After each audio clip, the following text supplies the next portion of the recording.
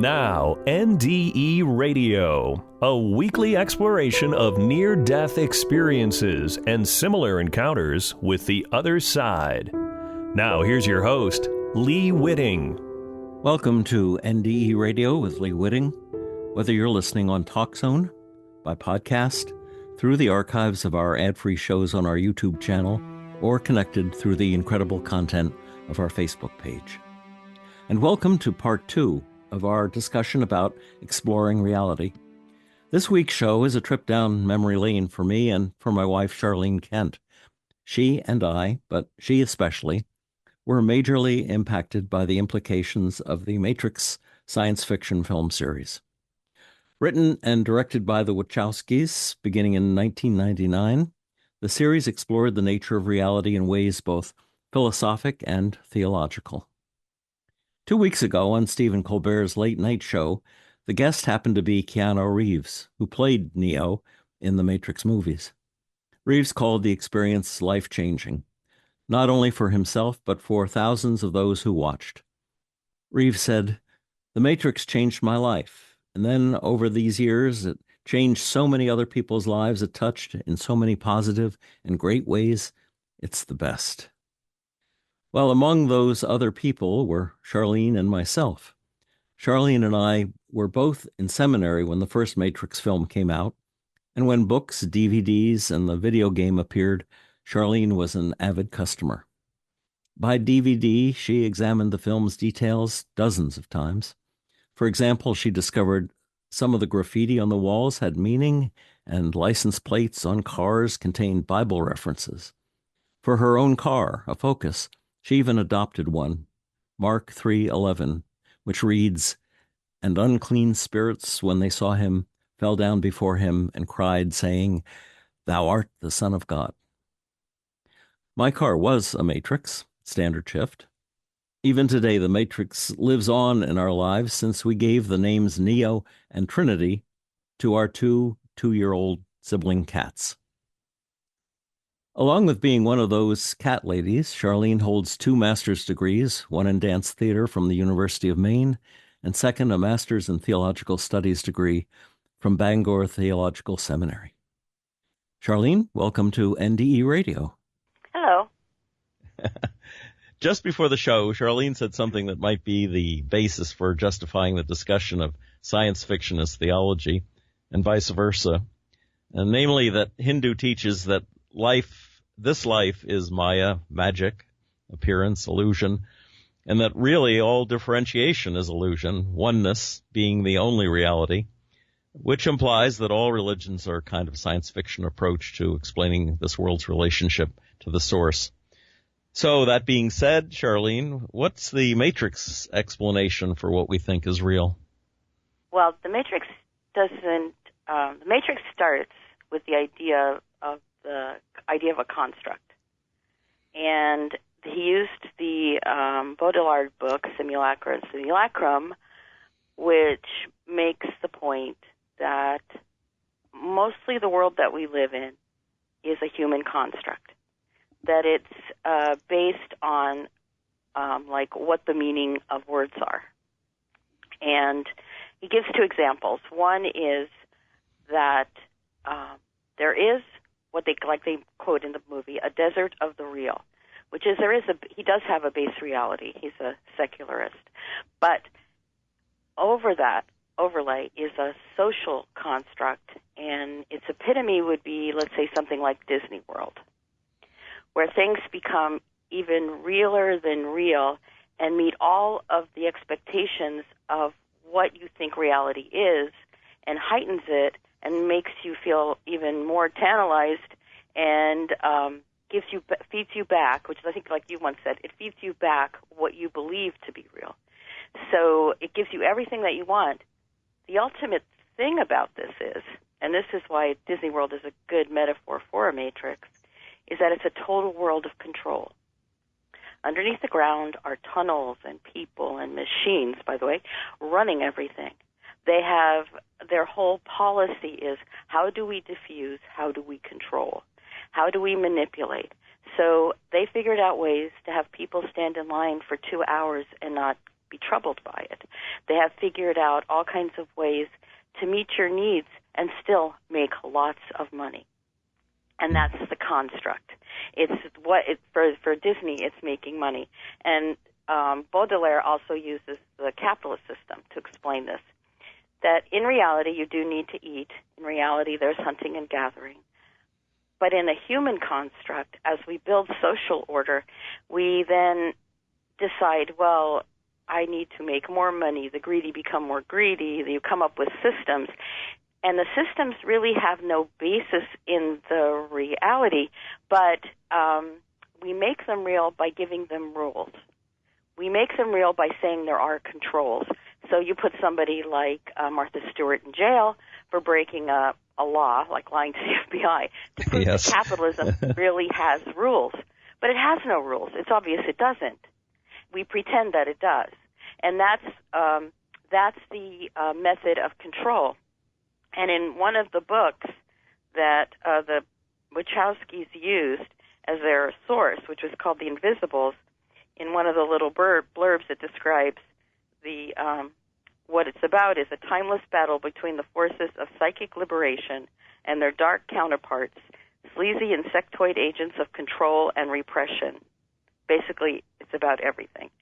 And so the movies are the idea that society, it's sort of an adolescent thing too, that, you're under the control of authority, and authority is always evil. But in the case of the Matrix, it wasn't always evil, because they also then take on the Gnostic religious view of reality, which is that the reality that we see, the physical matter that we see, is a low energy manifestation of the energy that comes down from heaven. But it's low, and it's not. It's like what the agent describes. It's sort of it controls your mind. It keeps your mind down. It reduces your freedoms. For the guys that the programs that are in the Matrix, they feel that the human body and the physical only holds them back. And this is the way sort of the Gnostics felt. So they believe that world was created by Yahweh, the Old Testament God Yahweh, who was the child of Sophia and the head god, of Theos. So in the Matrix, Sophia becomes the oracle, the one who speaks for God, the one who tells you what's going to happen. But in the end, we find out she doesn't really know what's going to happen either. But right. But she is the wise one that everyone goes to, and she's the one. And so you have in the Matrix, for Yahweh, you have the character they called the architect. And the architect is all about creating order, keeping the real in status quo by control. How do you keep is that your Old Testament God? Is that your Yahweh? That's Yahweh, yeah. Okay. So how do you keep control? The Oracle, and this is the interesting part, somehow the AI developed an intuitive program. And it's not so odd in that we know that Google Translate program in our real world created its own language to enhance its ability to translate. So these programs now know how to play games. They know how to encrypt their own programming. So it's very possible that you could have what's called a fuzzy logic program. You could have some kind of an intuitive program. So over time, because this has happened, the war between the humans and the machines have been going on a long time, and the machines now have come to a state where they have these intuitive programs, and they're also experiencing, because of the repeated interaction with the humans who they have enslaved, by constantly replaying and replaying, which is samsara, which you talked about, the Hindu illusion, the Maya, that they would constantly replay, and the movie keeps referring to pi, the beginning and the ending, the circle, that point is always the point of the beginning and the ending. And this is, so we're in this state of constant, because what happened was they couldn't keep control of people without creating a story that allowed them to escape the control, or appeared to escape the control. In other words, give them choice. Human beings needed to make choice.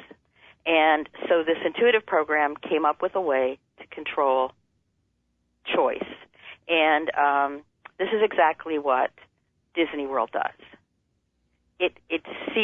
everything always appears to be giving you choices, but in the end, you're always going to make the choice that suits them to make more money, right?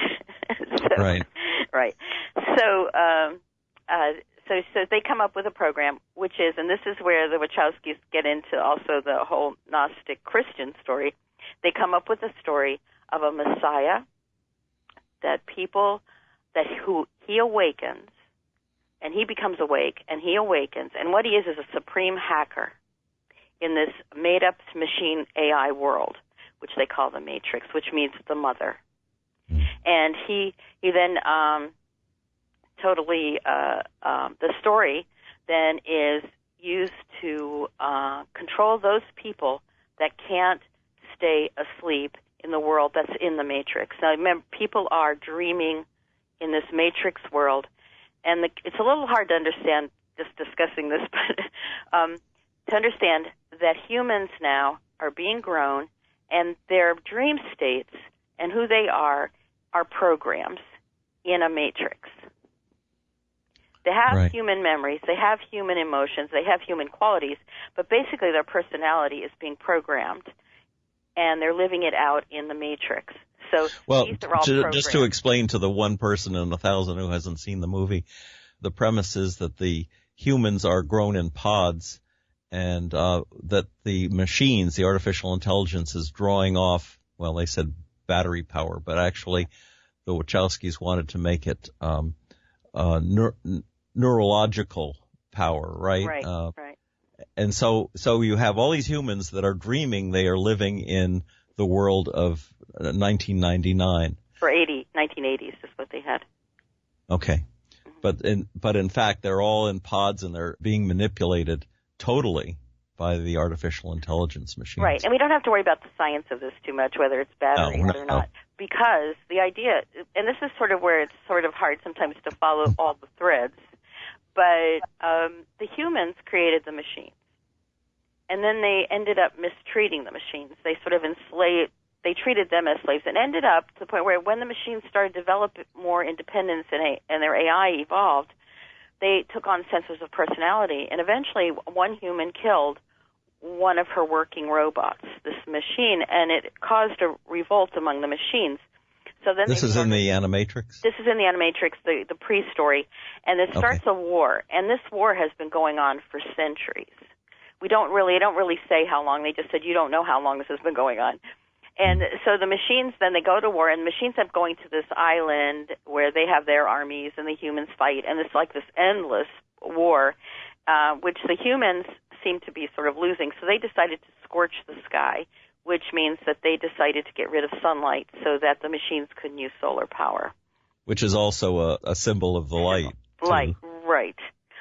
And they use that symbol a lot. And so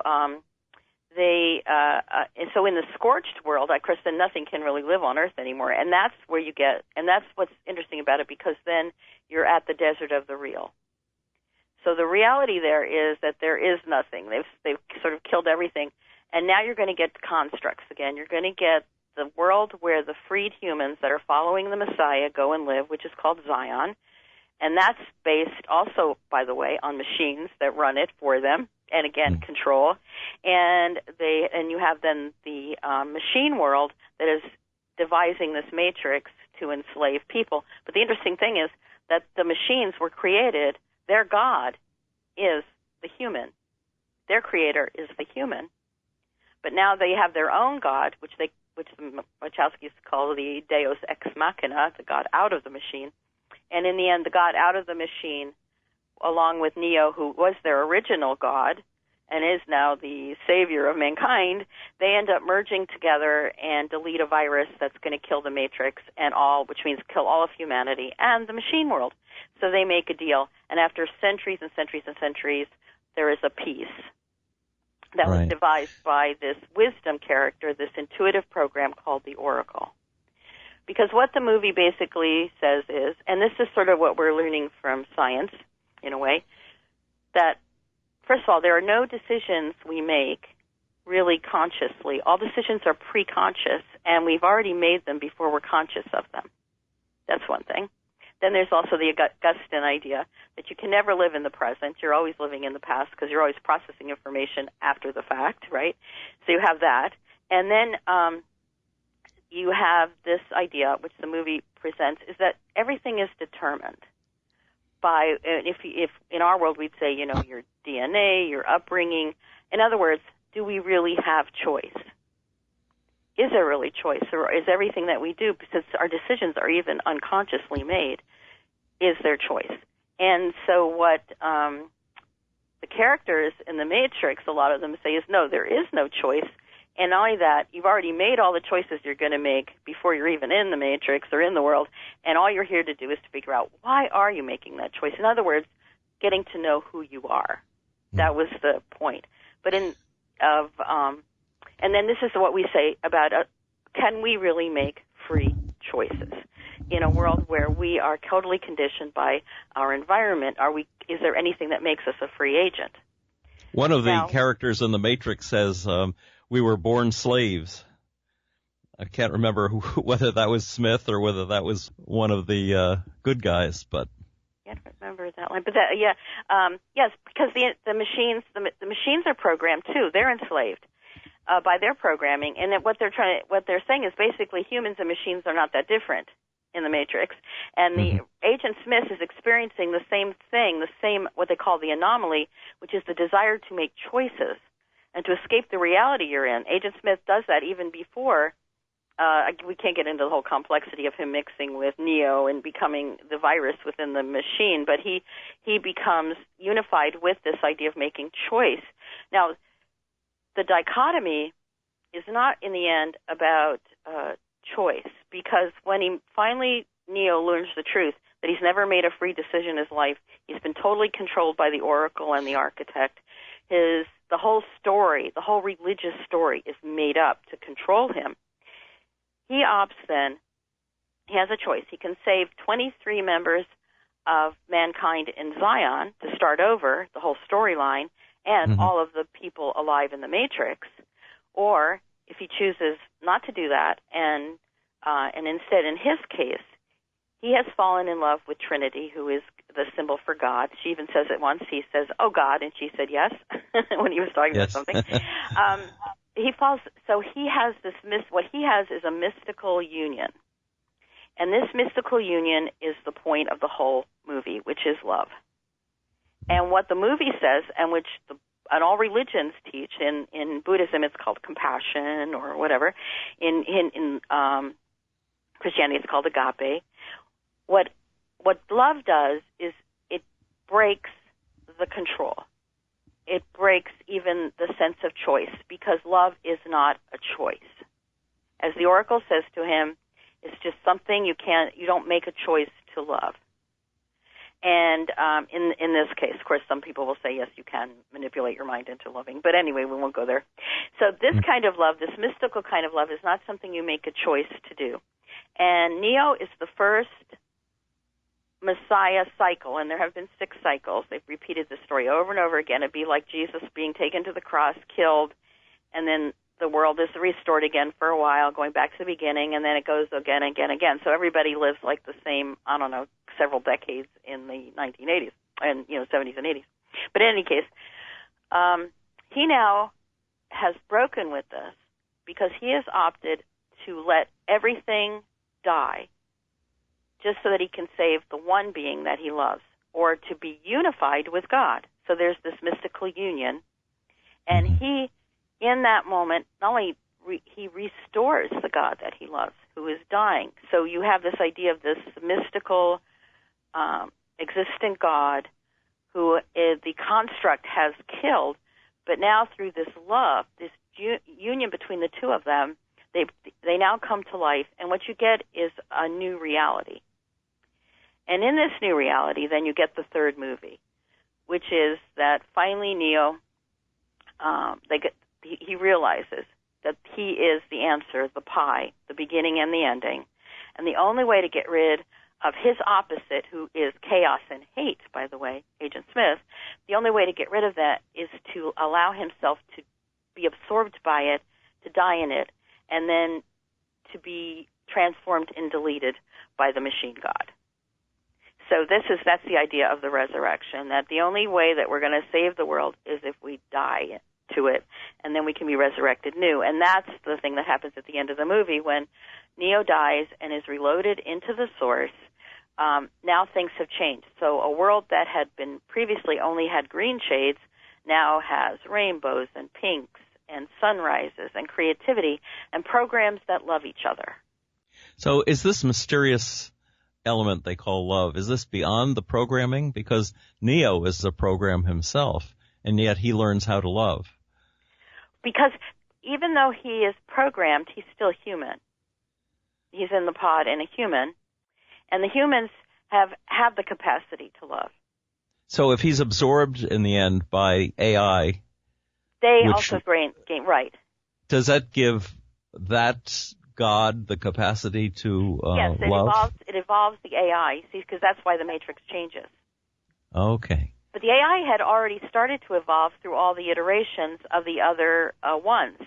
To use a Christian analogy, it's like Jesus teaching Yahweh to be a compassionate God instead of a rule-making God.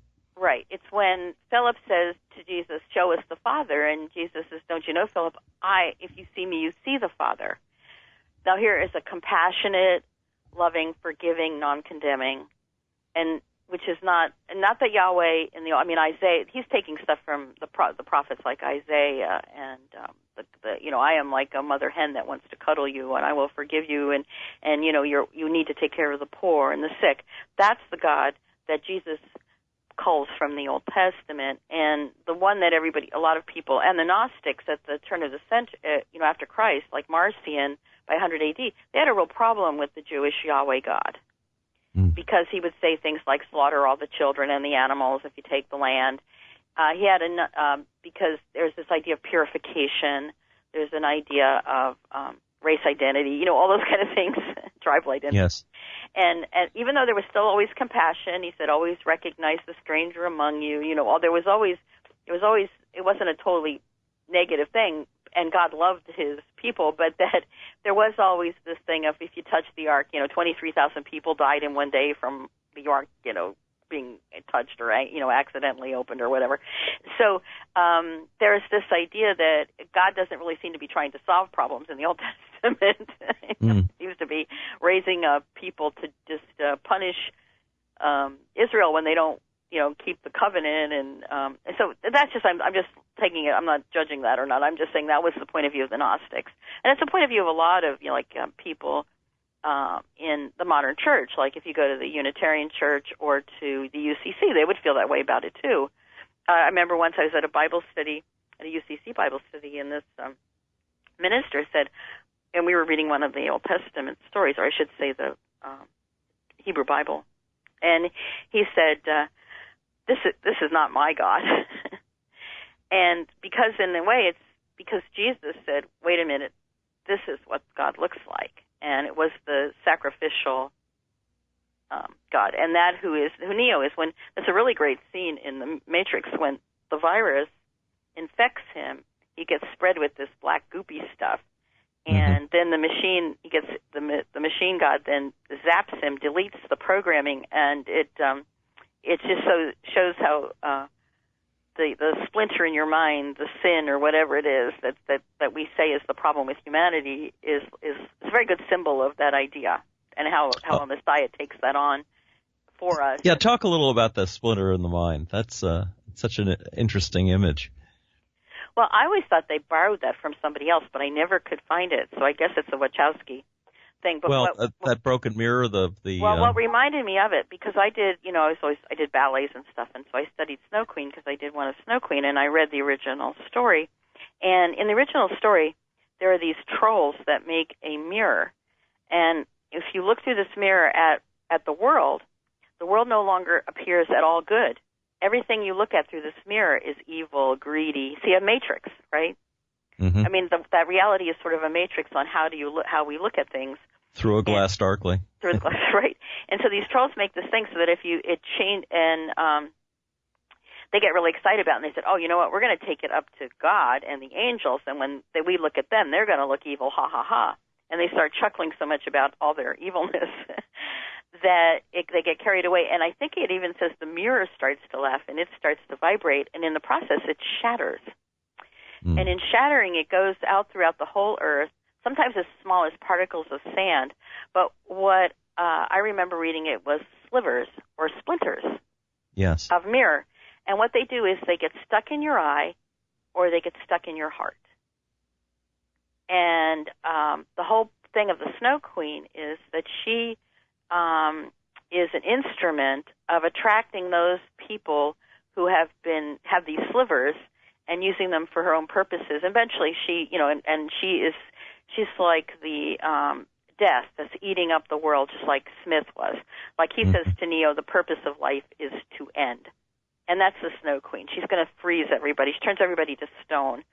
And so she's picking up all the people that have the little pieces of mirror in their eyes or their hearts that will follow her. She has her own little thing. But love is the thing that can cure this. So when the little boy who's taken by the Snow Queen, who's being turned to stone and is frozen, and she uses tantalizing things like the Turkish delight and those kind of things to pull people away. But he has a little sliver in his heart, and his best friend, this girl, travels all through the world, finally finds him, and he's there being turned to stone, freezing to death, and she comes upon him, and her tears fall on him, and her devotion, her love, has reached him, and when the tear falls on the sliver of the mirror, it dissolves, and he's restored. Again, that's basically the story of the Matrix, too. That your love is what restores, love is what gives new life. And then they escape.